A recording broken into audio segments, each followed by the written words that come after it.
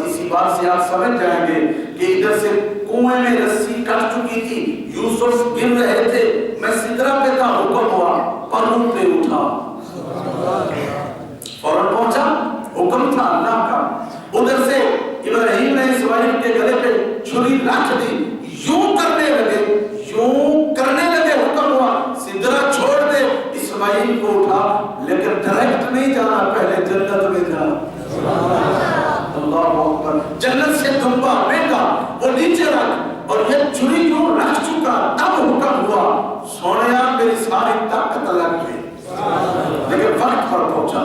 کملی والے پوچھتے ہیں اور عرض کرتا ہے سونیا جب احد کے میدان میں آپ کا چہرہ مقدس زخمی ہوا، قطرہ مقدس خون اطہر کا جسم سے جدا ہو چکا، اب نیچے تو زمین تھی، حکم ہوا میرے محبوب کے خون کا قطرہ زمین پہ نہ گرے، جبریل پروں پہ اٹھا، میں نے سدرہ چھوڑا، اس قطرے کو لیا، کملی والے بس میری طاقت کا آپ بھی اندازہ لگا لیں۔